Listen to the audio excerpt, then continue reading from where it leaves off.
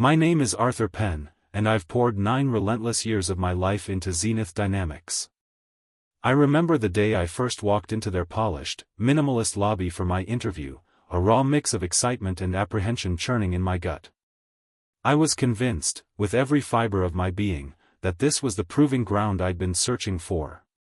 Over the years, the late nights became my norm, polishing proposals until they gleamed, crafting pitches so undeniably persuasive that clients sometimes bypassed entire departments just to speak with me directly. When Zenith finally clinched its groundbreaking multi-continental contract, I was the one meticulously orchestrating every travel detail and delivering a presentation that dissolved the doubts of even the most hardened skeptics into enthusiastic endorsement. Birthdays with my son, Ethan, anniversaries with my wife, Clara Reynolds, entire weekends, all sacrificed at the altar of Zenith's prosperity. Each victory felt like a personal triumph, not just for the firm, but for Clara, whose eyes would light up with pride, seeing me as her indispensable right hand. As she ascended from senior director to COO, and eventually, the formidable CEO of Zenith, I celebrated by her side, never once questioning that my tireless dedication would inevitably lead to my own, equally significant reward. That reward, in my mind, was the clear and undeniable next step, the promotion to Chief Visionary Officer, a title that would not only solidify my position but etch my name into the very bedrock of Zenith's history. Instead, the stark, brutal truth was unveiled behind the imposing, frosted glass of the boardroom door. I stood outside, my heart hammering a frantic rhythm against my ribs, like a drumroll announcing an impending disaster, as Clara's voice, muted but discernible, brought the meeting to a close. When she finally emerged, her gaze meticulously avoided mine, her posture rigid with an apology she couldn't quite vocalize. She placed a hand on my arm, an awkward, almost mechanical gesture, half a fleeting touch of affection, half a burdensome obligation. Her voice, when it came, was a barely audible tremor. The position, it went to Leo Sterling. She paused, her eyes searching my face for a flicker of understanding that simply wasn't there. Nothing personal, she whispered, as if those 2 simple words held the power to erase years of unwavering devotion and countless sacrifices. Leo, barely 22 years old, fresh out of a business school whose prestigious name she'd once casually dropped while boasting to her friends. Leo, the handsome new boyfriend, who now casually carried her gym bag to the sponsored cliffside runs she flaunted in glossy press photos. The betrayal struck me with the force of a physical blow, my vision narrowing, consumed by the painful, resonant thrum of blood pounding in my ears. Every late-night conversation in our living room flashed before my eyes, the glow of her laptop screen illuminating our shared ambition as we meticulously mapped out financial projections. I remembered how she once introduced me to key investors, her voice brimming with confidence, calling me her secret weapon. Where was that secret now? And who, I wondered with a bitter twist, now wielded that very weapon? My mind raced, replaying every sacrifice I had once made with such unyielding pride. The weekend I'd reluctantly skipped Ethan's soccer final to painstakingly finalize a crucial supply chain deal in Rotterdam. The anniversaries I'd spent tethered to conference calls, instead of sharing a quiet candlelit dinner with Clara. That pride, once my guiding light, curdled into something far colder, far more dangerous.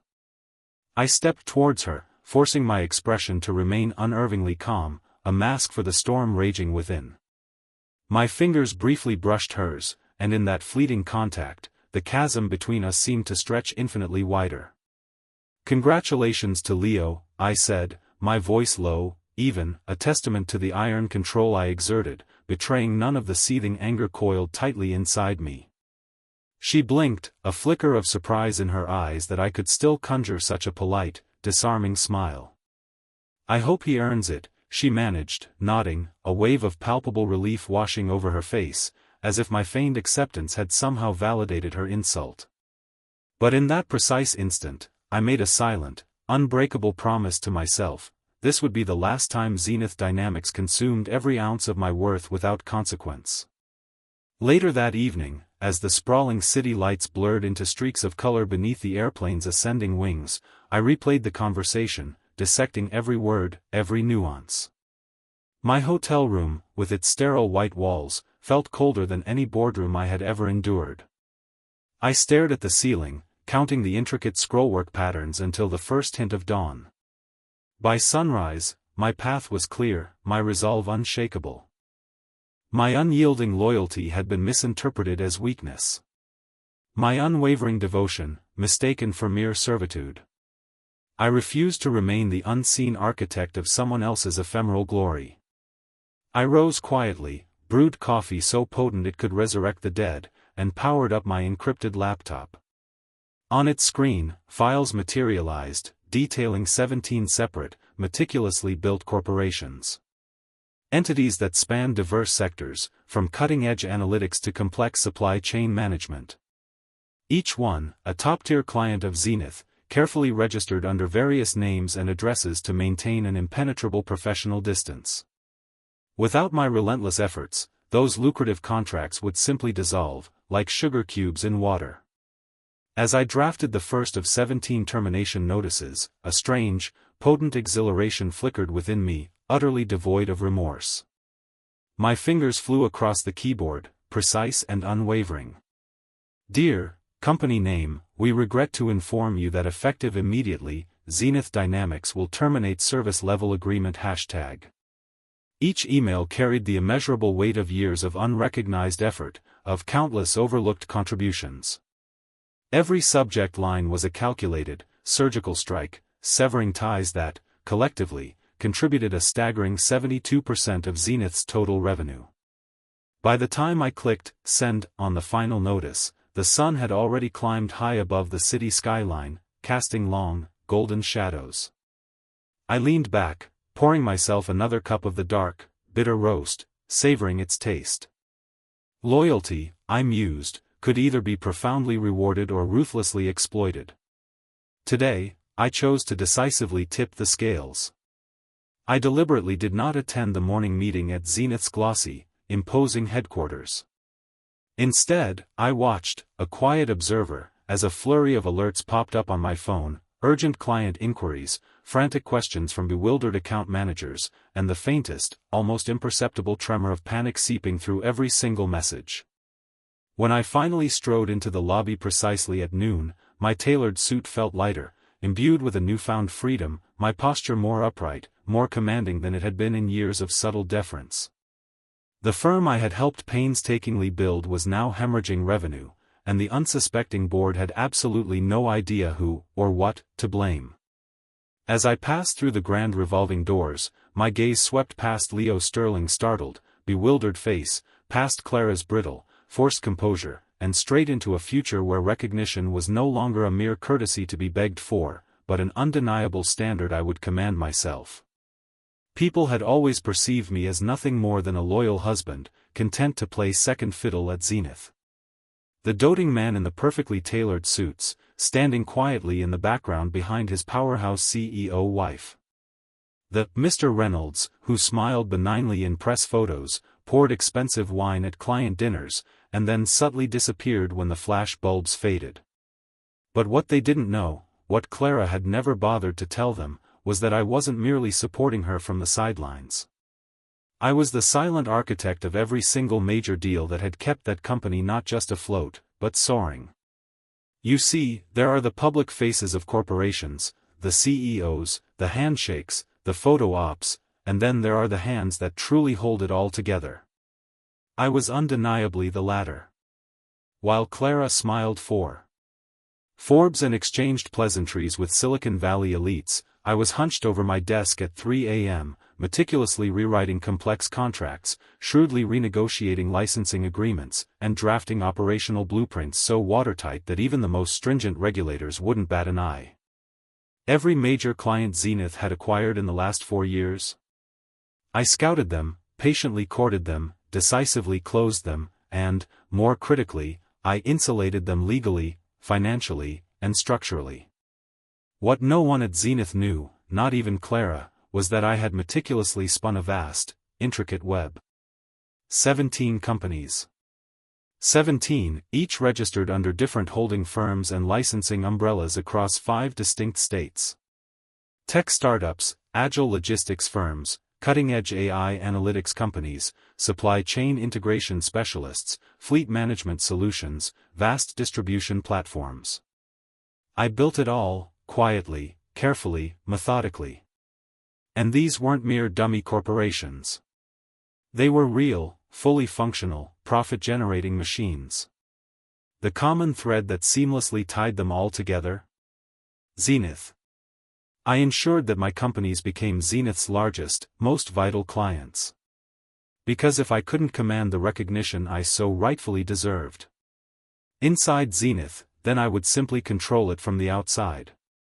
It began modestly, with just a small, back-end analytics firm I quietly acquired. I then subtly routed a project to Zenith for evaluation. They were impressed, absolutely loved it, and promptly signed a year-long agreement. They never once suspected I was the orchestrator behind it all. That surge of satisfaction, watching them heap praise on something I had built, completely unaware of its true origin, it did something to me. It gave me a profound clarity. I wasn't being overlooked, I was being used. And so, I continued to build. One contract after another. I meticulously wrapped my hands around the company from the outside, tightening my grip. They depended on me far more than they ever truly realized. But I didn't pull the plug back then. I wasn't cruel. I harbored a faint hope, a lingering belief that perhaps, just perhaps, Clara would eventually truly see me. Not merely as the dutiful husband, the ever-helpful assistant, the silent advisor behind closed doors, but as her indisputable equal, as the true co-creator of what Zenith had become. Instead, she handed my hard-earned promotion to a boy fresh out of business school. A boy, I later discovered, she was intimately involved with. A boy who had never once endured a deadline with red-rimmed eyes and 3 cups of black coffee coursing through his veins. She didn't just ignore my worth, she deliberately erased it. So, the morning after she cavalierly gave away my title, casually dismissing it as nothing personal, I didn't cry. I didn't rage. I didn't drown my sorrows in drink or unleash a torrent of curses or immediately call my lawyer. I woke up at 4:30 a.m., as I always did, with the same quiet precision. I shaved, showered, brewed a mug of coffee strong enough to strip paint from a wall, and walked into my home office with the same meticulous precision I had once used to build empires. I logged into 17 distinct client portals, opened 17 analytical dashboards, meticulously reviewed analytics, client satisfaction scores, and service level audits. Everything was impeccably clean. Everything was functioning flawlessly. That made it easier. No loose ends, no convenient excuses. Then, with a chilling calmness, I began scheduling them. 17 termination notices, 1 for each company. I templated the language, ensuring uniformity with subtle variations. This notice serves as formal termination of our existing SLA with Zenith Dynamics, effective immediately. And then, the carefully crafted, devastating core, we regret that due to recent instability in leadership and a profound breach of confidence, our companies no longer share aligned values. We appreciate the years of partnership and wish you the best in your future endeavors. Each message was subtly tailored with just enough variation to prevent any immediate suspicion. I meticulously spread the delivery times across the entire morning, some dropping precisely at 9 a.m. sharp, others strategically staggered to hit inboxes between 9:03 and 9:12. No sudden, explosive burst, just a steady, relentless leak, like a slow, deliberate puncture in a highly pressurized tank. I looked out the window. The city below was gradually stirring to life, horns blaring, sunlight glinting off mirrored high-rises. And somewhere in the opulent heart of it all, Clara was probably smoothing her impeccably styled hair in the mirror, blissfully unaware that the very floor beneath her company was about to irrevocably dissolve. I wasn't smiling. There was no sense of vindictive joy in this, only in cold, unwavering inevitability. These weren't just terminations. They were powerful, unignorable reminders. Reminders that I wasn't just a loyal husband in a perfectly pressed suit. I was the undeniable reason she even had a company to lead in the first place. By 8:59, my hands hovered, poised, over the keyboard. One final, sweeping review, 17 open windows, a single, decisive row of tabs. I opened my email client and hit schedule. Each message, locked and loaded. At precisely 9 a.m., the first one dropped. By 9:02, two more.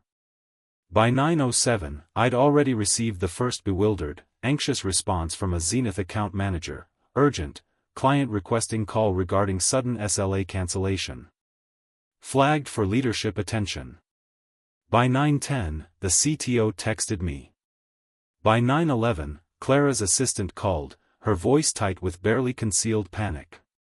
By 9:12, Clara herself messaged me, "Arthur, what's happening?" I calmly turned my phone face down on the desk and continued to sip my coffee. They simply weren't ready for this. Not because I had cleverly hidden anything, but because they had never once bothered to ask what I was meticulously building while they so blithely ignored me. All those glossy presentations with her name emblazoned on the front slide? I wrote them. The critical deals that had single-handedly saved Zenith during the tumultuous 2020 economic collapse? I negotiated them, often from the brink of disaster. I was the hidden scaffolding behind their gleaming skyscraper, and they had just, with reckless abandon, torn me out, foolishly assuming the entire edifice would somehow hold. At 9:17, I opened Zenith's official Slack account from my personal laptop, a detached observer, and watched as the panic rippled and spread like wildfire. Did anyone approve this? Why weren't we warned? Who owns these companies? By 9:30, the CFO called me, leaving a strained, pleading voicemail. "Hey, Arthur, can you come in today? We'd really appreciate your insight. There's some confusion." Confusion. That's what they called it. But I wasn't confused in the slightest. I was profoundly calm. I had just, with surgical precision, unplugged the empire I had painstakingly built with 9 years of unwavering sacrifice. One contract at a time. And I had done it all without raising my voice, without a single angry word. That's the profound thing about power. Real power doesn't shout. It schedules. At exactly 9 a.m., the first email had landed squarely in Zenith Dynamics' general inbox. I sat back in my chair, the morning sun slanting softly through my apartment window, and watched the almost mundane notification ping on my phone. It was beautifully, deceptively simple. A brief subject line, Notice of Termination, SLA number 2045. Followed by a curt, concise body explaining, without flourish or apology, that our agreement had officially ended. Just a clean, decisive severance. I exhaled slowly, folding my hands in my lap, feeling the satisfying weight of culmination. This was the undeniable result of 9 years of meticulous planning and utterly unacknowledged labor. As the seconds stretched into minutes, additional pings echoed in quick, precise succession. 9 of my corporations withdrew their services simultaneously. Each message carefully staggered between 9 o'clock and 9:05 to artfully avoid any suspicion of a system glitch. My heart, surprisingly, did not race. The true rush had come days ago, in the quiet solitude of my office, when I had first drafted those notices. Now, I felt only a calm, unyielding certainty as I watched Zenith bleed revenue in real time. The firm that had so blithely taken my dedication for granted was about to realize precisely how much of its lifeblood I had been quietly, diligently pumping through its veins. I lifted my mug of dark roast, the steam curling like a silent signal of revolt, and took a sip. Bitter, yes, but undeniably invigorating. It tasted, I mused, like justice served ice cold. Outside, the city was truly awakening. Horns honked their impatient symphony, bike messengers expertly weaved through the burgeoning traffic, and somewhere, a coffee grinder roared to life. Inside, Zenith's smooth, impenetrable exterior was visibly fracturing. By 9:06, the first undeniable sign of widespread panic surfaced. An internal chat thread ignited with frantic alarms: urgent. Client XS SLA cancelled. Who authorized this? Is our legal team aware? This looks coordinated. Something's wrong. Closing procedures initiated. The tendrils of chaos I had so precisely unleashed thrummed beneath the firm's once polished, serene facade. I leaned forward slightly, blurring the subtle line between triumph and a lingering pang of compassion. I still remembered the late nights spent debating intricate service-level adjustments, the once vibrant, collaborative spirit that had defined Zenith's early culture. But that world, that fragile trust, had died the moment Clara replaced me with Leo Sterling, her new boyfriend, a man who had never once shouldered the crushing weight of a global portfolio. At 9:08, a call pierced the quiet of my office. It was Clara's assistant, her voice audibly shaking. Arthur, there's an emergency meeting scheduled in 10 minutes. The CIO wants your input. I nodded, a faint, knowing smile playing on my lips, though she couldn't see me. I already knew. They would beg. I paused for a moment, savoring the profound irony. After all those years of offering unsolicited strategic guidance, I would now be formally summoned to salvage the very crisis I had so meticulously engineered. I texted back, a single, succinct reply: I'll be there. Then I closed the chat window, letting the intoxicating rush of power course through every vein. I stood, straightened my tie, half out of ingrained habit, half for the sheer ceremony of the moment, and walked towards the door. When I entered Zenith's expansive conference suite, it was a scene I would have once described in glowing, almost reverent terms. State-of-the-art AV equipment, sleek, ergonomic chairs, a boardroom table polished to a flawless, reflective sheen. Only now, it reeked of unadulterated panic, forgotten coffee in ceramic mugs, papers strewn across the polished surface like fallen, dead leaves, and faces drawn tight with palpable fear. Leo Sterling sat slumped at the head of the table, his usually impeccable posture completely collapsed as he frantically scrolled through something on his tablet. Clara hovered by the large projection screen, exuding a brittle, almost palpable tension, her jaw clenched. The CIO, his face ashen, motioned weakly to an empty chair beside him. Arthur, he stammered, his voice wavering, we need you. I sank into the seat, my eyes calmly flicking across the room, taking in every detail of the unfolding catastrophe. The CFO, frantically flipping through balance sheets, her brow furrowed in despair. The head of legal, biting her lip, eyes wide with alarm. Investors on the conference call, their voices tinny through the speaker, aggressively demanding immediate explanations. I cleared my throat, allowing the silence to stretch for a pregnant moment. Good morning, I said evenly, each word measured, deliberate. I see there are questions regarding our client portfolio. They nodded, a complex mix of relief and fresh apprehension mingling in their strained expressions. The CIO glanced nervously at Clara, then back at me, his gaze pleading. Can you shed some light on why 17 of our top clients have terminated SLAs at once? A heavy silence settled over the room, thick and suffocating like a dense fog. I tapped my pen softly against the polished table, the small sound echoing in the stillness, and began to explain. Each of these corporations is separate, legally distinct entities, but collectively responsible for 72% of our revenue. I paused, allowing the gravity of the statement to sink in. Their SLAs were terminated for breach of service due to leadership instability and a clear failure to meet contractual deliverables. Clara's eyes widened, her gaze frantically searching mine for any sign of denial, any hint that I was bluffing. I remained utterly calm, my expression unreadable. They cited a clear breach of confidence. Effective immediately. I continued, my voice unwavering, I've seen the notices myself. Murmurs of disbelief rose around the table. The legal head whispered, but, breaches? We've met every metric for 9 years. I nodded slowly. That's precisely the point. My gaze swept across the bewildered faces. No one noticed when I built this intricate network, and no one noticed when I so meticulously withdrew it. The board members exchanged stunned glances, a ripple of dawning understanding spreading amongst them. The CFO cleared his throat, his voice tight with desperation. Arthur, what can we do? I let the question hang in the air, thick and swirling like smoke.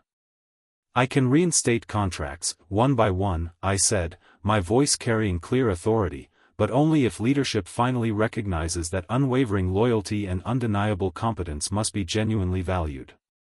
My gaze held Clara's. Otherwise, these companies will find no reason to return. I watched the color drain from Clara's face, the meticulously crafted veneer of control cracking, revealing the raw fear beneath. She opened her mouth, then closed it again, her voice a trembling whisper. Please, let's discuss terms. I leaned back in my chair, folding my arms across my chest, a subtle gesture of control. Recognition isn't a mere gesture, I stated, my voice firm. It's an unwavering acknowledgement of tangible contributions. You have my terms. As I slowly stood to leave, the once spacious room felt incredibly small, the fluorescent lights suddenly harsher, more unforgiving. Phones had stopped ringing. Breaths were held, suspended in anticipation. I offered a polite, almost imperceptible nod to Clara, no warmth, no flicker of forgiveness, and walked out, each step deliberate, resonant. Outside, the hallway stretched before me like a vast runway leading to freedom. The empire I had painstakingly built was indeed crumbling. Yes. But from those very ruins, I could now construct something entirely new, something built on my own terms. I allowed myself a small, knowing smile, not for revenge, but for the profound clarity that had finally dawned. I had learned that true power resided not in grand titles or fleeting photo opportunities, but in the undeniable ability to shape reality itself. And this morning, reality had bowed decisively to me. 17 contracts, unpaid for acknowledgement, 72% of Zenith's revenue, now poised on a digital precipice. And I held the switch, the power, in my hand. Every empire, eventually, demands an architect bold enough to fearlessly redesign its very foundation. Today, I was that architect. I walked into Zenith's glossy offices at precisely noon. The sliding glass doors parted silently, like theatrical curtains revealing the sheer, unadulterated chaos that had erupted in my meticulously orchestrated wake. The reception area, normally so pristine it felt almost sterile, was now littered with abandoned lattes, crumpled memos, and ringing phones precariously wedged between shoulders and ears. An executive assistant's eyes met mine briefly, her expression a complex mixture of desperate relief and stark panic, as though she had been waiting for me to somehow restore order to their imploding world. Beyond the reception desk, the open-plan workspace had completely transformed into a frenetic, desperate crisis center. Project managers huddled in tight, hushed circles, their heads bent low over glowing laptops. Junior associates dashed back and forth, clutching smartphones like lifelines, and somewhere, a printer ceaselessly churned out urgent faxes, each page declaring urgent, immediate action required. I paused, letting the overwhelming tenor of the room wash over me, absorbing the raw fear. The fluorescent lights glared mercilessly overhead, bouncing off the glass partitions that had once projected the illusion of seamless productivity. Now, each cubicle resembled a tiny, isolated lifeboat drifting precariously on a stormy, unforgiving sea, its occupant desperately clinging to spreadsheets and slide decks as the relentless tide of insolvency lapped menacingly at their heels. A flight of stairs led down to the trading desks where I had once delivered impromptu tutorials on the nuances of client relationship management. Now, wires lay tangled haphazardly on the floor, and traders sat frozen, their eyes wide with disbelief, staring blankly at the imploding profit graphs on their dual monitors as Zenith's financial world collapsed in real time. I strolled past them, unhurried, my movements deliberate. My suit felt different in this moment, less like a restrictive uniform and more like impenetrable armor. Leo Sterling stood near the coffee station, his expensive pastel shirt visibly soaked at the collar from far too many nervous gulps of bitter Java. He was desperately attempting to reassure an investor via video call, his tone noticeably jittery as he stammered explanations for the sudden, inexplicable slashes in service agreements. We're working to resolve this, he said, his voice strained on speaker, blinking into the camera as if the cold lens might somehow project an illusion of stability. The investor on the other end simply shook his head, his disdain palpable even through the digital static, and abruptly ended the call mid-sentence. Leo's shoulders slumped in utter defeat. I nodded at him in passing, my greeting measured, a silent acknowledgement of his downfall, then continued towards Clara's opulent corner office, where the very epicenter of this financial storm awaited. Outside her door, two staffers spoke animatedly, their voices hushed but frantic with barely contained panic. "How does this even happen?" one asked, her eyes wide with bewildered disbelief. 17 major clients, gone in one morning. The other shook her head, equally flummoxed. "It has to be sabotage, or a system error. Why would our backbone just quit on us?" They glanced at me as I approached, then abruptly fell silent, their gaze expectant, waiting for an explanation. I allowed them a moment to fully register my presence, the weight of 9 years of history folded into my deliberate gait. The cumulative burden of every single proposal and contract I had ever touched. Then, with a quiet, decisive click, I pushed through the door. Clara stood at the far end of her expansive office, framed by the floor-to-ceiling windows that offered a breathtaking, panoramic view of the city skyline. The harsh sunlight streamed in, mercilessly illuminating her silhouette and casting long, accusing shadows across the polished marble floor. Papers were strewn across her massive desk, an absolute entropy of vital reports and crucial balance sheets. She spun around abruptly when she heard the door click closed, her expression flickering through a rapid succession of hope, profound confusion, and raw fear. The expensive heels she wore clicked a nervous rhythm against the polished surface as she moved towards me, her arms outstretched, a desperate, almost pleading gesture. "Arthur," she whispered, her voice trembling, brittle with desperation, what is happening?" I studied her face, every finely etched line and contour reflecting the profound, irreparable broken trust that lay between us. The soft curl of her hair, once so meticulously arranged to project an image of unshakable confidence, now seemed disheveled, almost wild. Her tailored jacket hung slightly off-kilter, a poignant metaphor for the precarious balance she had so carelessly lost. I recognized the exact moment this was her breaking point, the instant she truly realized that her meticulously constructed empire had been built entirely on the fragile, yet utterly indispensable, foundation I had so quietly provided. I placed one hand casually in my pocket, and held her gaze without wavering, my expression a mask. "Market correction, I think," I said quietly, my tone neutral, almost clinical, as if delivering a mundane weather report rather than shattering her entire world. It was an echo of the very same chilling detachment she had shown when she so cavalierly handed my promotion to Leo. She blinked, her eyes wide, struggling to parse the true, devastating meaning behind my carefully chosen words. Or perhaps, leadership instability.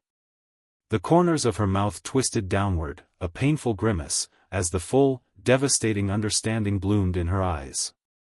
"But, you can fix this," she whispered, her words heavy, choked with pleading. "These are your accounts, Arthur, your company's." I took a deliberate step forward, closing the remaining distance between us. The office felt smaller now, the glass walls pressing in, as if eager to bear witness to my impending decision. I lowered my voice, so only she could hear, the words a precise, surgical strike. "I was going to," I said, my gaze unwavering, "but then you gave my title to your intern with benefits. No name. No explicit recrimination beyond that one, devastatingly pointed phrase." She flinched, her lips parting as though to offer a frantic defense, then closed her mouth again, utterly speechless. I saw in her eyes the sudden, vivid memory of every single time she had taken my advice in private, quietly, then basked alone in the public applause that had been so wrongly attributed solely to her. Silence stretched between us, thick and oppressive, charged with the immeasurable weight of 9 years of shared ambition and deeply buried, unspoken resentment. Behind Clara, beyond the glass walls of her office, the entire firm struggled, visibly, desperately, to recover from my meticulously orchestrated exodus. I watched a cluster of panicked vice presidents pace the corridor, terrified mutters escaping their lips like wisps of smoke. Even here, in the very heart of the headquarters she once so effortlessly ruled, the air tasted distinctly of panic and profound regret. I straightened my tie, an old habit I had formed in countless boardrooms and crisis meetings, long before today's climactic conflict. I turned slightly, nodding towards the panoramic window, a subtle gesture. "It's not too late," I said, my voice holding a faint, almost imperceptible note of conditional mercy. "We can restore these agreements, if you choose to truly acknowledge that. I built them." My words hung in the air, a lifeline tenuously thrown across a vast, treacherous chasm of betrayal. She swallowed hard, her throat bobbing visibly as she processed the stark ultimatum. Her voice was barely audible when she finally managed to speak. I'm sorry." A pause, then, raw with desperation, "Let me make this right." She took a hesitant step towards me, her reaching hand trembling uncontrollably. I watched her, my heart tempered by a complex mixture of cold satisfaction and a lingering, faint sorrow. For 9 long years, I had remained silent, foolishly believing that our partnership would eventually blossom into equal, publicly recognized distinction. Instead, my silence had been tragically mistaken for complacent weakness. Without another word, I turned and walked slowly towards the door, the precise click of my shoes echoing through the suddenly hushed, expectant office. Behind me, Clara's voice rose in a desperate, pleading whisper, but I didn't look back. The moment for genuine reconciliation had passed irrevocably with the deafening echo of those 17 termination notices. As the door slid shut, I left behind more than just a crumbling enterprise. I left behind the corrosive illusion of a partnership built entirely on unacknowledged labor. From this day forward, I would build anew, my foundations anchored firmly by undeniable recognition, not the hollow echoes of a title stubbornly withheld. The board assembled that afternoon in the same hushed, opulent grandeur where I had once, in happier times, envisioned my triumph. I stepped into the oak-paneled room, its walls adorned with framed, lofty mission statements and glossy, triumphant photographs of beaming teams. A single, long, highly polished table stretched before me, ringed by high-backed leather chairs, now occupied by faces I had known for years, some I had mentored, others who had once, ironically, vouched for my promotion. Today, they looked at me with a complex mixture of profound weariness and desperate hope. The CFO, pale and visibly tremulous, gestured weakly to the chair at the far end. "Arthur, thank you for joining us," he said, his voice barely concealing a wave of overwhelming relief. I nodded, but deliberately made my way to the center seat, equidistant from all the watching, expectant eyes. At the head of the table sat the board president, a man whose stoic demeanor rarely betrayed any genuine emotion. As I calmly took my seat, he cleared his throat, a dry, rasping sound, and adjusted his glasses. "We've convened on short notice," he began, his tone measured, carefully controlled.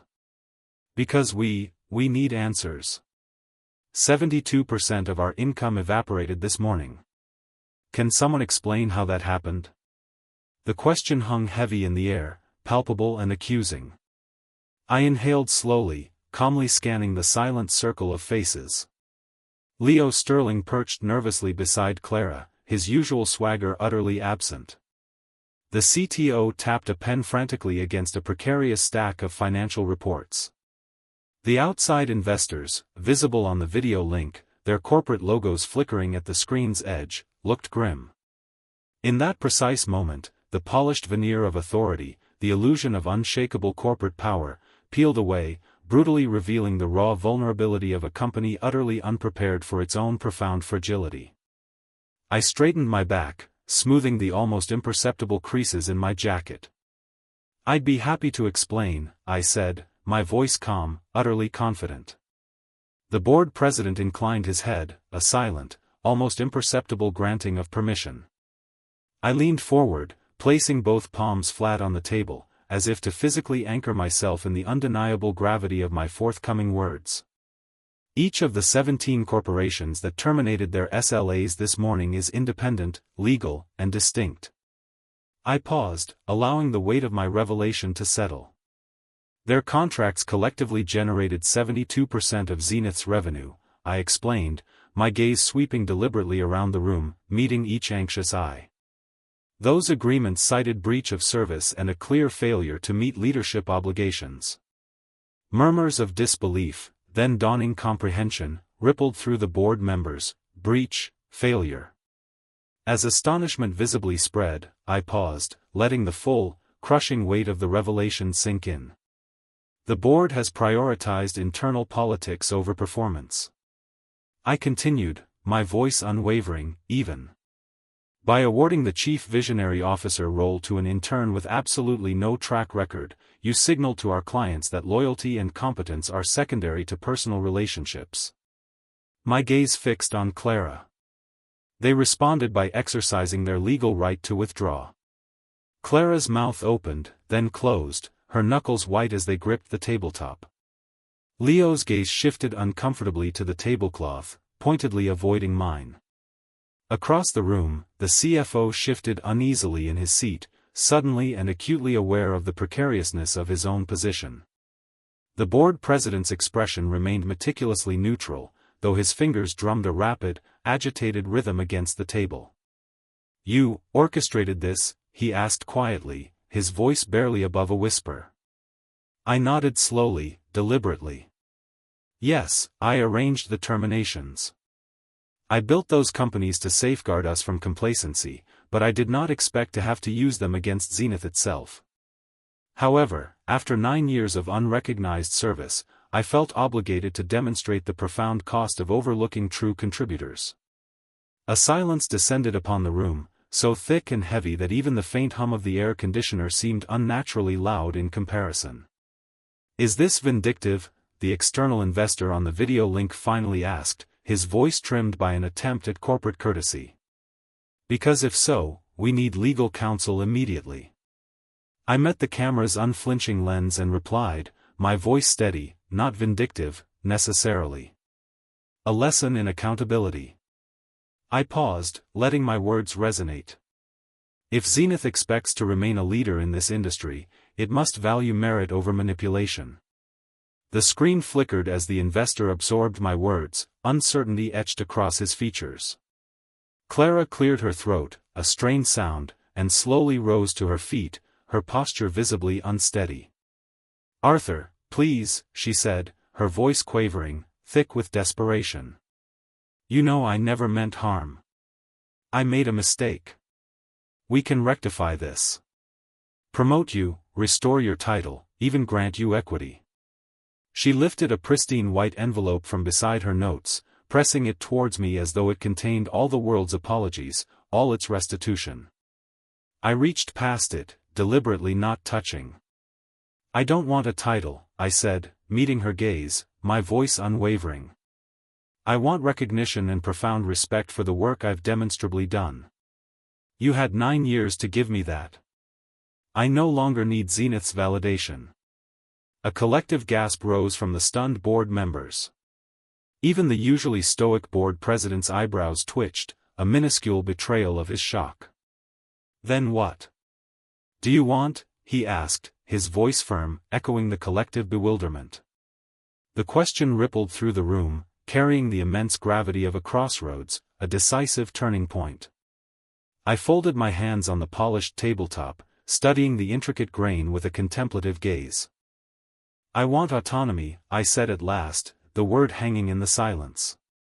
"I will offer to reinstate those contracts under one stringent condition, that I serve as an independent partner with full authority to oversee strategic partnerships directly, reporting only to the board itself, without any interference whatsoever from Zenith's internal politics."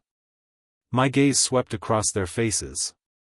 If you refuse, those 17 clients will remain permanently with the companies I founded. The table fell into a stunned, absolute quiet.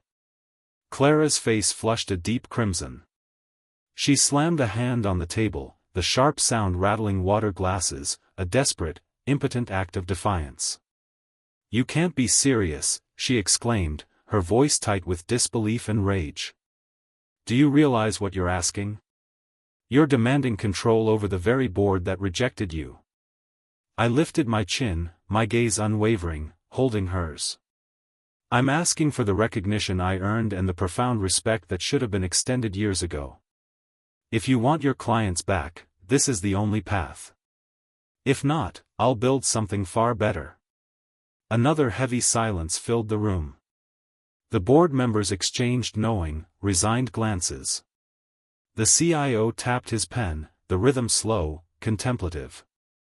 The CFO cleared his throat, his face still pale.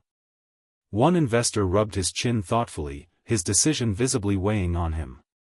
Finally, the board president spoke, his voice measured, like a judge delivering a solemn verdict.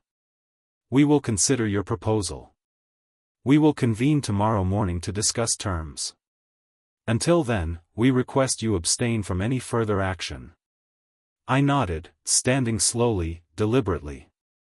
"Understood," I replied, my voice calm. As I walked towards the door, heads turned, eyes tracking my every controlled step. The immense weight of 9 years of unseen labor and deeply unspoken resentment had finally been laid bare for all to see. I paused at the threshold, glancing back one last time. Clara stood motionless, her face a mask of profound regret, her empire crumbling around her. The board president leaned back, fingers steepled in deep, troubled thought. The rest of the room seemed to shimmer with an almost palpable uncertainty. Then I closed the door gently behind me, leaving them to ponder the devastating fallout of a boardroom funeral I had delivered with quiet, unyielding precision. Outside in the hallway, brilliant sunlight streamed through the tall windows, illuminating my path forward, a beacon of my newfound freedom. I felt more alive than ever before, knowing that I had irrevocably shattered old expectations and carved a bold, new direction from the painful remnants of a broken promise. Clara trailed behind me through the gleaming marble corridor, her expensive heels echoing like the hesitant, pleading footsteps of someone seeking refuge from an impending storm. The boardroom doors had closed behind us, sealing away the stunned gasps and whispered conjectures I had delivered with such quiet, devastating precision. I paused at the intersection where the vast glass walls gave way to the sprawling city vista, the skyline shimmering with indifferent, almost cruel indifference. She stopped a few paces behind me, her breath uneven, ragged, as though she had run a desperate race she never had any hope of winning. I felt the tension in her posture, the almost imperceptible tremor in her voice when she finally spoke. "Arthur, please, wait." I turned slowly, deliberately resisting the ingrained urge to soften my expression, to offer any false comfort. For 9 long years, I had tempered my reactions, diluted my true feelings, all for her sake. Now, I needed unvarnished clarity, not empty consolation. Clara's face was drawn, ashen under the harsh fluorescent lights, every line etched by profound regret and unspoken apologies. She lifted a trembling hand, a fragile gesture of vulnerability. "I made a mistake," she said, her voice thick and raw with emotion. "I never meant to hurt you. None of this was personal. You have to believe me." I studied her, recalling with a bitter pang the day I had first walked into Zenith Dynamics, bright-eyed and brimming with unshakable determination. She had, in those early days, embraced me, and I had, in turn, dedicated myself entirely to her relentless ascent. But this moment was starkly different, a brutal reckoning, unfiltered by boardroom facades or carefully constructed press releases. The air between us crackled with the palpable tension of shattered expectations. I folded my arms across my chest, choosing my words with meticulous care, each one a precise, calculated strike. "You weren't scared of my power, Clara," I said, my words deliberate and measured, cutting through her flimsy excuses. You were scared I didn't need yours. Her jaw tightened, and for a fleeting moment, I thought she would snap, would lash out with the arrogant, unyielding pride that had once made her so formidable. Instead, she exhaled slowly, her shoulders slumping as the full, crushing weight of my accusation settled upon her. She swallowed hard, her eyes glistening with unshed tears, a rare display of vulnerability. "Name your terms," she whispered, her voice thin, raw with desperation, utterly devoid of its usual authority. I inhaled the sterile scent of the corridor, the faint hum of the air vents resonating beneath our feet, a subtle rhythm of the impending change. "I want recognition," I said steadily, my voice clear and unwavering. "Not just in name, but in undeniable authority. I want to reinstate those contracts, yes, but under my direct leadership as a full partner, reporting directly to the board. I want equal ownership in the company I built just as much as you did. I want my title clearly displayed on the door, and my voice unequivocally heard in every single strategic decision." Clara's eyes widened, flicking nervously toward the distant office lights as if searching for some elusive, reflexive support that had long since evaporated. That's a tall order," she stammered, her tone fractured, broken. "You know what that means. The board will balk. They'll resent ceding power to you after they chose someone else."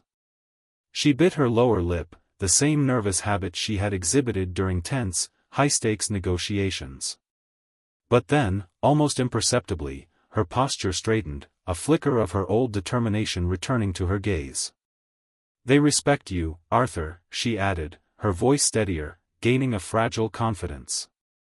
"They respect what you've done. I can convince them."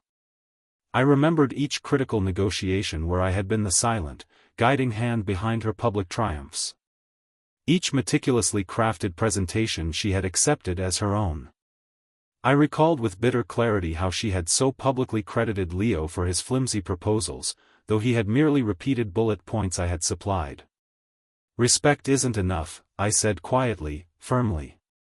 "I want true partnership, shared responsibility, shared profit, and unequivocally, shared authority. If you can't deliver that, then no apology, no empty title, no amount of equity will fix this." A swirling vortex of emotions crossed her face, fear, a flicker of resolve, and then, profound remorse. She bit her lip again, then exhaled, nodding once, as though physically anchoring herself to my uncompromising demand. "All right," she said, her voice surprisingly strong. "I'll take it to the board. I'll advocate for your role as partner and chief partnership officer. Your name on the door, 50% equity, direct oversight of all client relations. I'll do whatever it takes." Her voice wavered slightly, a raw sincerity bleeding through the strain. I closed my eyes briefly, feeling a complex mix of deep vindication and bone-weary fatigue. It wasn't simple revenge I craved. It was, rather, justice, tempered by a profound sense of fairness. I opened my eyes, meeting her gaze, seeing the dawning understanding there. "That's the start," I said, my voice measured. "But understand, Clara, I won't be your secret advisor anymore. You'll hear me, loud and clear, in every board meeting. You'll see my decisions directly reflected in every single contract." She nodded, swallowing hard, her face grim. "I understand." Then she hesitated, her expression softening, a hint of genuine sorrow. "I'm sorry, Arthur. For every night you missed with Ethan. For every dinner I missed because I was relentlessly chasing headlines." Her voice broke, and I felt a pang of sadness. Not for myself, not for my own grievances, but for what we had both undeniably lost. I lowered my arms and took a step closer, the distance between us beginning to shrink. "We both lost something," I admitted, recalling the numerous birthday parties skipped, the anniversaries spent at separate ends of a vast conference table. "But this is our chance to rebuild, together, properly this time." She reached out, her fingertips brushing lightly against my sleeve, a tentative touch of renewed connection. "Together," she agreed, her voice small, yet resolute, a newfound determination hardening her resolve. Then she squared her shoulders, as though preparing for a fierce battle. "Let's go to the board." I led the way, each step echoing with the silent promise of a brand new chapter. The corridor stretched ahead, the glass walls reflecting the city's vibrant, pulsing energy. We walked side by side, no longer as husband and wife bound by invisible servitude, but as equals, forging a genuine, truly collaborative partnership. Behind us, the boardroom doors would indeed open again. This time, to an offer they could no longer ignore. A man who had built their firm from the deepest shadows, now stepping into the full, undeniable light. Ahead of us lay arduous negotiations, contentious debates, and the hard, painstaking work of earning trust anew. Yet, as we approached the threshold, I felt a profound sense of calm purpose. I had set my terms. She had accepted them. Now, it was time for the firm to finally recognize the immense value that had always been there, unacknowledged but utterly undeniable. We paused at the door. Clara inhaled deeply, then exhaled slowly, and I placed a hand firmly on the handle. As she met my eye, I nodded once, a silent, unwavering affirmation that despite all the chaos, all the betrayal, we were now, finally, aligned. I turned the handle and pushed the door open, stepping into the room where my future, and Zenith Dynamics' future, would finally be decided. 3 days later, I stood outside the minimalist glass facade of Horizon Solutions' new headquarters. The morning sun reflected sharply off polished steel and tinted windows, a dazzling display. It was surreal. This building, this sleek, imposing structure that I now unequivocally called my own, was one of the 17 companies I had quietly founded and meticulously nurtured in parallel with my former career at Zenith. I drew a slow, deep breath, savoring the crisp morning air, and walked through the revolving doors, the precise click of my leather shoes echoing through the vast, open lobby like a private victory march. No longer hidden, no longer relegated to Clara's domineering shadow. I felt the invigorating crisp air of autonomy filling my lungs, a feeling of liberation. Inside, the reception area was warm and brightly lit, a stark, deliberate contrast to the pervasive tension and panic that I knew was still gripping Zenith. The walls were adorned with vibrant, abstract art that subtly suggested motion, progress, and forward momentum. Sleek wooden benches invited guests to settle in, a welcoming touch. Under a recessed spotlight, a gleaming, chrome-plated plaque proudly bore the name Horizon Solutions. Beneath it, in meticulously etched steel letters, read, A. Penn, Founder and CEO. I paused, allowing myself to truly take it in, the immense weight of recognition settling over me like a perfectly tailored, comfortable suit. Ilara's voice, warm and clear, called my name before I saw her emerge from the corner office. There she was, my former executive scheduler to Clara, always indispensable, yet chronically underpaid and undervalued. She moved towards me with a confident, purposeful stride, her smile bright, genuine, and utterly unburdened. Gone was the nervous tension that had perpetually marked her under Zenith's harsh fluorescent lights. Now, her shoulders were squared, her eyes alive with purpose, a newfound inner fire. When she reached me, I extended my hand, and shook hers firmly, noticing the reassuring strength of her grip. "Welcome to your new office, Mr. Penn," she said, her voice warm with unfeigned respect. I placed a hand gently on her shoulder. "Please," I corrected, a faint smile touching my lips. "Call me Arthur." She nodded, her smile widening. "Of course, Arthur. Let me show you to your corner suite." We rode the sleek, glass elevator to the very top floor, the bustling city unfolding beneath us like a living, vibrant map.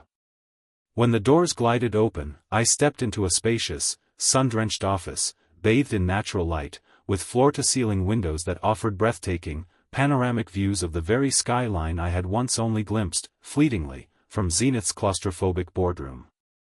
The room was furnished with an understated, modern elegance, a massive walnut desk polished to a deep, inviting sheen, a comfortable, modular leather sofa strategically positioned for private, confidential meetings, and a low credenza displaying a single, exquisitely crafted sculpture of intertwined metal strands, symbolic of connection, I assumed. Ilara moved to the desk and smoothly opened a drawer, retrieving a sleek, chrome nameplate that she placed reverently beside a slender glass vase holding a single, pure white orchid. "Founder and CEO," she said, her smile radiant. "It suits you, Arthur."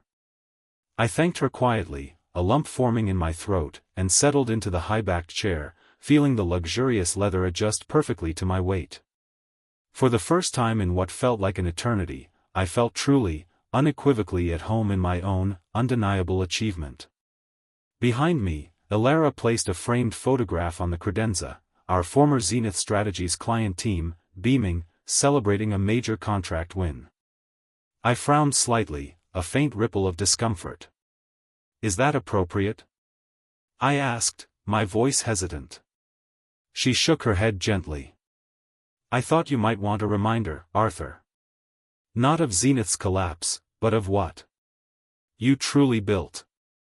I studied the image, my younger self, beaming with naive idealism, standing alongside Clara, maps and charts spread enthusiastically across the table. Then I smiled, a genuine, understanding smile, recognizing her profound intention. "Keep it," I said. "It's part of the journey." Ilara inclined her head gracefully, then stepped out to retrieve my tablet and phone charger. While she was gone, I walked to the window, the vibrant city humming quietly beyond the glass, a symphony of possibilities. I felt the exhilarating energy of possibility stretching out before me, vast and limitless like sunlight on warm concrete. Here, in this sanctuary, I would meticulously craft a new haven for talent that had been unjustly overshadowed, for brilliant ideas that had been carelessly dismissed, for dedicated professionals who had been consistently undervalued. Horizon wouldn't just be another corporate identity, it would embody the very principles I had fought so long, so fiercely, to assert: unwavering meritocracy, profound respect, and true, equitable partnership. When Ilara returned, she handed me a crisp, printed agenda, our first week's strategic priorities, including crucial client outreach, essential staffing approvals, and the comprehensive branding rollout. I scanned the top line: "Welcome to Horizon Solutions Leadership Meeting, 2 p.m., Conference Room A." Beneath that, a promising list of former Zenith colleagues I had personally invited to join me: Lena Vargas, Sam Brighton, Maya Chopra. Each one, a brilliant mind, systematically passed over by Clara, yet bursting with undeniable talent, eager for a genuine opportunity. I felt a surge of profound gratitude swell within me. These were the people I had silently supported for years, and now, finally, I could lift them to where they unequivocally belonged. At precisely 2 p.m., I confidently led the meeting in a polished, glass-walled conference suite whose expansive windows framed the city's vibrant, endless bustle. Lena arrived first, her sharp, intelligent gaze softening into a relieved, genuine smile as she shook my hand firmly. Sam followed moments later, his worn briefcase clutched in hand, and Maya drifted in, exuding quiet, unshakable confidence. When all were comfortably seated, I addressed them directly, my voice clear and resonant. "Thank you for trusting me. You know what happened at Zenith. I won't dwell on that." My gaze met each of theirs. "What truly matters is that Horizon Solutions will be fundamentally different." Their nods were steady, their faces open, expectant. I meticulously outlined our ambitious vision: bespoke analytic services, agile supply chain integrations, and proprietary AI-driven decision tools, all designed to redefine industry standards. "We will deliver excellence, uncompromised by corporate politics," I promised, my voice ringing with conviction. "We will build together, profit together, and succeed together." Lena's eyes gleamed with a newfound fire. "Finally," she said, her voice filled with relief, "a place where our work truly speaks for itself." Sam leaned forward, his expression eager. "I'll set up the financial controls. Complete transparency, from day one." Maya tapped a pen thoughtfully against her notebook. "I can recruit even more top talent," she offered, her enthusiasm palpable. With every affirmation, every shared commitment, I felt the foundations of our new sanctuary solidify, growing stronger. Over the following days, Horizon's newly formed press team drafted a powerful, impactful release. Horizon Solutions emerges as industry disruptor under Arthur Penn's leadership. Quotes from prominent industry analysts predicted rapid, unprecedented growth, and social media buzzed with palpable excitement, a stark contrast to the silence that now enveloped Zenith. Meanwhile, Zenith's PR department remained hopelessly entangled in a web of crisis statements and awkward mea culpas. Their once sterling brand was irrevocably tarnished by damning headlines like "Zenith's Sudden Collapse," when favoritism betrays a firm. Every time I saw Zenith mentioned, a complex mixture of pity and profound vindication washed over me, pity for them, still mired in their self-inflicted regret, and vindication for me, now confidently steering a magnificent ship built entirely on genuine merit. Late one afternoon, Elara knocked gently and brought me a fresh cup of coffee. "They're starting to call," she said, her voice low, a hint of excitement. "Potential clients, former colleagues, media inquiries, everyone wants to know what's next for Horizon." I smiled, drained my cup, and tapped my fingertips lightly on the desk, a silent drumroll of anticipation. "Let them call," I replied, my voice calm, assured. "We're ready." That evening, I stayed behind to finalize critical contracts with our first wave of clients, the very same companies that had once so reliably underpinned Zenith's dwindling revenues. As I initialed each page and slid them across the desk to Elara, I felt the profound, satisfying full circle of my journey. Where once I had meticulously crafted deals in the stifling shadows, now I signed them openly, confidently, in the full, unsparing light. Every signature was a tangible testament to my rightful, undeniable place at the helm. I locked the office and walked to the panoramic window, watching the city lights spark into existence as dusk gently fell. In the gleaming glass reflection behind me, I saw a man who had finally shed old constraints, who had broken free. With the city sprawling endlessly below and the solitary orchid beside me, I knew I had built more than just a company. I had built a sanctuary. One where talent was honored, where tireless effort was truly rewarded, and where recognition was never, ever withheld. And as I turned off the light and stepped into the elevator, I carried with me an unwavering promise: I would never again be invisible in my own success. In the weeks that followed my official unveiling as founder and CEO of Horizon Solutions, I devoted every waking hour to meticulously building a culture that valued genuine talent over empty titles, and profound substance over superficial optics. My first, paramount priority was to extend genuine second chances to those brilliant minds Clara had so carelessly overlooked. People I had watched languishing, their frustrations whispered about in hushed corridors, whose undeniable accomplishments were routinely downplayed in favor of shallow, performative boardroom theatrics. Lena Vargas, a formidable negotiator who had been passed over 3 times for promotions despite her uncanny knack for consistently closing the most complex, seemingly impossible deals, answered my call with cautious, yet undeniable optimism. When she walked into my bright corner office on her first day, her posture still hinted at a lingering uncertainty, as if she half expected another brusque dismissal, another unfulfilled promise. I greeted her with a firm, confident handshake and a clear, unwavering promise. "Here, Lena, your ideas carry genuine weight. Your voice will directly shape strategy. You are empowered." Her initial surprise visibly melted into a steely resolve, and in that moment, I knew we were undeniably on the right path.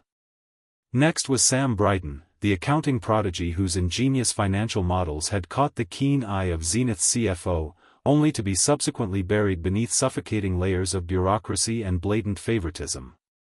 Sam arrived clutching a slim, worn portfolio brimming with his groundbreaking projections, intricate charts, and elegant graphs that had the power to transform daunting risk into sparkling opportunity. We met over a single, perfectly brewed espresso in the cozy Horizon Cafe nook, the warm morning sun filtering softly through the low-hung pendant lights, casting a gentle glow. He leaned in, his excitement palpable, though still tempered by years of bitter disappointment. "I've been ready for a chance like this for so long," he said, his voice earnest. I nodded, already envisioning the streamlined financial controls he would undoubtedly implement. "You'll have full autonomy over budgeting and forecasting," I assured him. "No gatekeepers, no hidden agendas." His smile was the kind I had tirelessly chased for years, pure, unadulterated satisfaction. Then there was Maya Chopra, whose quiet brilliance and groundbreaking user experience design had been so consistently overshadowed by louder, more aggressive personalities at Zenith. Maya had meticulously built intuitive, user-friendly interfaces that clients consistently raved about. But internally, her singular vision and exceptional work were routinely credited to entire teams rather than to her individual, undeniable genius. When she accepted my offer to join Horizon as head of product design, she arrived with a modest laptop and a thin notebook filled with sketches so meticulous, so beautifully rendered, they looked like genuine works of art. In our very first brainstorming session, she confidently laid out a comprehensive plan for a new client portal that would, without a doubt, set industry standards for both accessibility and profound insight. I leaned back in my chair, watching her presentation unfold, and realized with a surge of emotion that she had been patiently waiting for this stage, this moment, her entire career. Together, we gathered at the grand conference table that overlooked the city skyline, which by now flickered with the vibrant glow of countless illuminated windows. Our team was assembled, experts in strategy, data science, design, and operations. Each one meticulously recruited from the ranks of the undervalued, the overlooked, the dismissed. I opened the meeting with a simple, yet powerful declaration. At Horizon, second chances aren't charity, they are our strategic advantage. We are building a sanctuary for the very best minds who have ever been denied the spotlight they so rightfully deserve. I watched their eyes light up, a collective spark of inspiration, as I unveiled our detailed roadmap. Cross-functional teams, fully empowered to set their own ambitious goals. A flat, agile organizational structure that unequivocally prioritized genuine collaboration over rigid, top-down command. And a progressive profit-sharing model that directly aligned individual success with the company's overall, collective growth. Lena tapped her pen thoughtfully against her notebook, her mind already racing. "We'll need to redefine our brand voice to profoundly reflect this new ethos," she said, her voice decisive. Sam chimed in, his enthusiasm barely contained. "Our financial projections must include robust contingency reserves. Volatility is our friend, not our enemy." Maya sketched intricate wireframes on the whiteboard, her movements fluid, inspired. "Clients will navigate our platform in ways they didn't even know were possible," she murmured, a vision forming. Each contribution seamlessly built on the last, and I felt a profound surge of pride.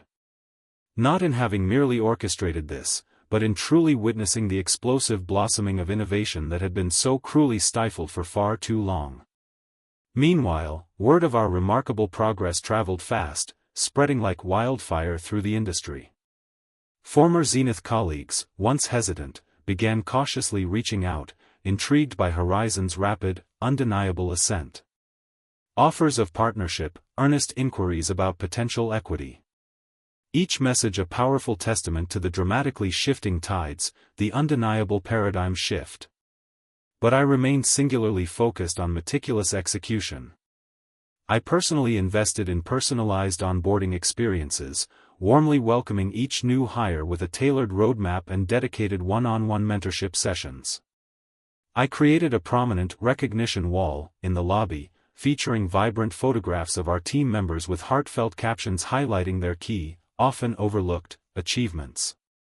When Lena, with her formidable negotiating skills, secured our first Fortune 500 client under the Horizon banner, her image went up in dazzling lights, a powerful affirmation of the immense value she had long deserved. As we celebrated our first quarter results, revenue growth that dramatically surpassed all projections, and client satisfaction scores that set brand new industry benchmarks, I found myself reflecting on the profound contrast between my two worlds. At Zenith, my tireless efforts had merely fueled someone else's carefully constructed narrative, my contribution subsumed. At Horizon, every single milestone felt deeply personal, every victory genuinely shared, a collective triumph. I walked through the open plan office that evening, pausing to offer heartfelt congratulations to our various teams. I caught sight of Maya demonstrating a groundbreaking prototype to a potential client, her eyes sparkling with passion. Sam was deeply engrossed, analyzing intricate data on his dual monitors, his brow furrowed in intense concentration. And Lena was engaged in a spirited, intellectual debate about aggressive market expansion, her arguments sharp and compelling. Their energy was contagious, their unwavering belief in our shared mission palpable. In the midst of this exhilarating whirlwind, one particular call surprised me most. It was Leo Sterling, fresh from his 2-week Bali retreat, and now, conspicuously, no longer welcome in press releases. He left a hesitant, almost apologetic voicemail. "Arthur, it's Leo. I'm available if you ever need advice on youth engagement strategies." I allowed myself a quiet, knowing smile at the sheer absurdity. "No, Leo, thank you," I murmured to myself, "but no. Our sanctuary, Horizon, wasn't built for jet-lagged interns seeking a second, undeserved chance. It was meticulously built for those who had weathered genuine storms, who had endured true hardship, and had emerged undeniably stronger, wiser, and more resolute." Clara's lingering offers of equity and partnership still hovered, untouched, at the edge of my inbox, ghosts of a past I had firmly decided to leave behind. But I had moved irrevocably beyond that painful chapter. When I finally replied, my message was concise, unequivocal. "Thank you, but my path is here, with the people who believed in me before it was convenient, before it was profitable." I clicked send, feeling the liberating surge of true, unencumbered choice, a freedom I had so long denied myself. By the end of the quarter, Horizon's brand was universally recognized as a formidable industry disruptor, a game-changer. Major publications featured extensive profiles of our dynamic leadership team, each story centered on the powerful, resonant theme of elevating the undervalued. Clients universally praised our unparalleled responsiveness and unwavering transparency. Competitors watched with palpable unease as our relentless momentum continued to build, unstoppable. But, far more importantly, within our own walls, a vibrant culture of genuine respect and mutual empowerment thrived, blossoming exponentially. I often found myself standing at the recognition wall, late in the evenings, quietly reading the heartfelt captions, remembering the countless nights Lena had stayed up, meticulously perfecting her pitch deck, or the weekend Sam had willingly sacrificed to fine-tune complex risk models. Each photograph told a powerful story of profound redemption and unwavering resilience. As I sat in my glass-walled office one late evening, overlooking the mesmerizing city lights, I felt a profound sense of fulfillment, a deep inner peace. I had not only built a successful company, I had unequivocally vindicated the hidden strengths of brilliant, deserving people. Horizon was far more than just a business, it was a living, breathing testament to what truly happens when recognition is genuinely granted, rather than selfishly withheld. And as I leaned back in my chair, a quiet sense of triumph settled over me. I knew this was just the very beginning. Second chances, handled my way, would continue to reshape entire industries and profoundly redefine what it truly meant to succeed together. One evening, well past the hour when most offices dimmed their lights, I sat alone in my corner suite at Horizon Solutions, the city skyline a glittering, abstract tapestry beyond the expansive glass walls. The soft glow from my monitor illuminated lines of complex analytics and future projections, but my mind drifted, inevitably, to Zenith Dynamics and the controlled chaos I had so decisively left behind. A soft, familiar chime announced a new message in my inbox. I glanced at the sender. It was Clara. Her email address, unusually unadorned by any corporate signature, felt stark. My heart skipped a beat, a momentary flicker of the past, as I clicked it open. The subject line read simply, chillingly, "We're selling." My chest tightened, a familiar pang, as I scrolled through her words. She wrote that the board, still reeling from the catastrophic revenue collapse and the unrelenting public backlash, had made the inevitable decision to sell Zenith to a private equity firm by month's end. She admitted, with a painful honesty, that she would be replaced, stripped of her coveted CEO title, her carefully curated legacy irrevocably unraveling before her eyes. Yet, beneath the grim news of her downfall, she conveyed something far more personal, far more raw: regret. "I never meant to hurt you," she wrote, her words tinged with a profound sadness. "And I never meant to squander what we built together." A pause, then, "Please understand that, at the end, I was simply terrified of my own mistakes." I leaned back in my chair, the rich leather creaking softly beneath me, a thousand memories playing across my mind's eye. The late nights we had collaboratively brainstormed pitch decks, the whispered debates over intricate financial forecasts at 4 a.m, the small, quiet victories I had secretly engineered that she had so publicly, and self-servingly, celebrated as her own. I felt the old, familiar pang of betrayal, sharp and distinct, but it was tempered now, softened by the insurmountable distance I had so carefully created. Horizon was not just thriving, it was soaring, built on the unwavering principles of transparency and mutual respect, principles she had so carelessly, so fundamentally, abandoned. I composed my response with meticulous care, each word measured, precise, a final, unyielding statement. "You weren't scared of my power. You were afraid you didn't need it." It was a mirror of what I had told her in the cold hallway of Zenith's offices on the day I so definitively reclaimed my own worth. I paused, reading the line again, ensuring it carried the precise, undeniable weight of my unwavering conviction. Then I pressed send. Almost instantly, a reply notification appeared, her message delivered in stark, unforgiving red. Rather than offer any further apology or futile persuasion, I chose silence. I knew that to reply again would be to reopen a door I had firmly, irrevocably closed. Clara had her own difficult path to walk now, a path I would no longer guide.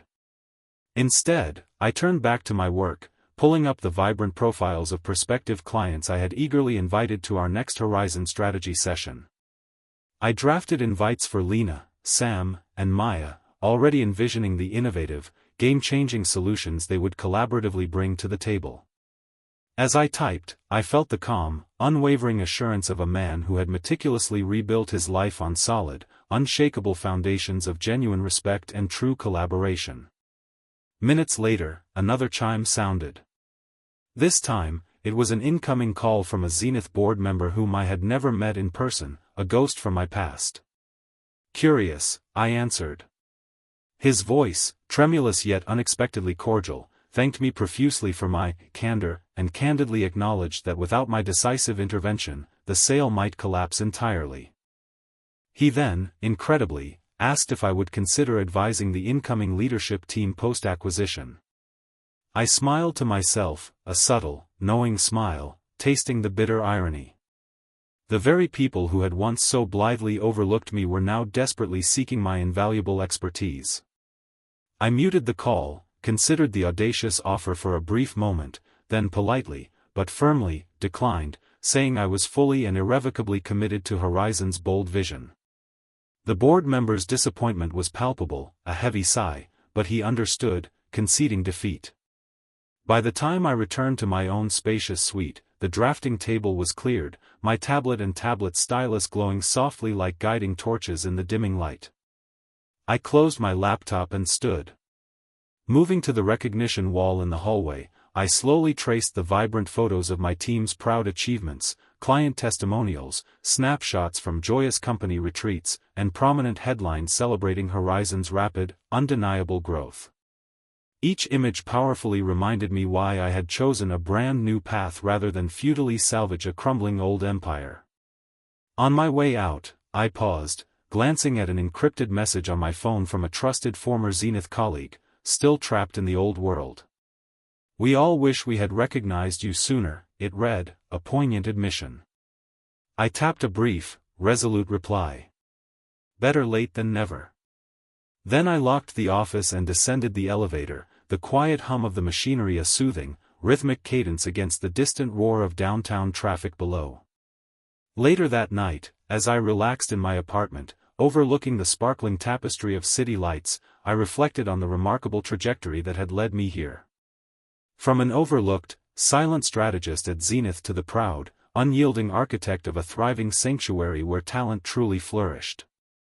Clara's final email, a relic of a dying era, signified the definitive end of a chapter one had already moved far beyond. My future lay vibrantly in the bright, innovative minds I now nurtured and the groundbreaking solutions we meticulously crafted together. I poured a glass of water, held it high, and raised it in a silent toast to the extraordinary journey, a journey defined not by empty titles awarded or ruthlessly taken away, but by the profound, undeniable recognition we truly earn when we choose to build, to uplift, and to lead with unwavering integrity. I don't believe in petty revenge, but I do believe profoundly in reminders. Every morning, as the first rays of sunlight filter gently through the blinds of my corner office at Horizon Solutions, my gaze instinctively settles on the small, unassuming frame beside my desk. It holds the Zenith promotion email, the very message that began it all, the catalyst for my transformation. To Arthur Penn. Subject: Position filled. Message: Nothing personal. Underneath, in bold, gleaming gold letters, I added my own indelible annotation: recognition isn't given, it's taken. That frame is far more than mere decoration. It's a powerful, tangible testament to the precise moment I irrevocably chose myself over unnoticed, self-sacrificing servitude. I often imagine Clara, in her new, diminished life, no longer CEO, stripped of the company she once so confidently commanded, passing by that frame in her mind's eye, and feeling the profound, crushing weight of its unyielding message. But for me, it's not about her regret, her downfall. It's about the sacred promise I made to myself 9 years ago, the unwavering vow I kept when I could have begged, or pleaded, but instead, with quiet strength, meticulously orchestrated my own undeniable liberation. Each glance at the frame serves as a potent reminder that silent labor deserves unequivocal acknowledgement, that unseen hands can, and often do, shape destinies. Behind me, my vibrant team buzzes with focused activity. Lena, confidently closing a multinational deal that would have once seemed impossible. Sam, meticulously finalizing quarterly forecasts, his models tighter than ever. Maya, her eyes alight with creativity, refining the next-generation client portal, a marvel of intuitive design. They know my story. They can recite the headlines, the dramatic narrative. How 72% of Zenith's revenue vanished overnight. How Horizon, my vision, rose triumphantly from those very ashes. Yet, they don't perceive the frame and my private, powerful note as arrogance, or a relic of bitterness, but as a profound source of inspiration. Proof that unwavering resilience and strategic courage can, indeed, rewrite any narrative, no matter how bleak. Today, my schedule is packed: back-to-back meetings, a high-stakes pitch to a promising prospect in renewable energy, a dynamic workshop on our innovative equity-sharing model, and a late lunch with a former Zenith executive who, ironically, sought my counsel. I greet each with the same calm, unshakable confidence I cultivated in the quiet solitude of my office when I sent those 17 devastating termination notices. I've learned that true power lies not in dramatic, fleeting gestures, but in purposeful, calculated actions, executed with surgical precision and unyielding resolve. As noon approaches, I step out onto the terrace adjoining my office, letting the warm sun wash over me. The skyline stretches endlessly, a breathtaking panorama of glass towers reflecting the brilliant blue sky and the boundless promise of future opportunity. I inhale deeply, savoring the moment, the crisp air, the taste of hard-won freedom. My phone vibrates with a congratulatory message from a board member at Zenith, now part of the acquiring firm. A message of belated, yet undeniable, respect for steering the tumultuous sale responsibly. I let the notification sit, marked as read, unread.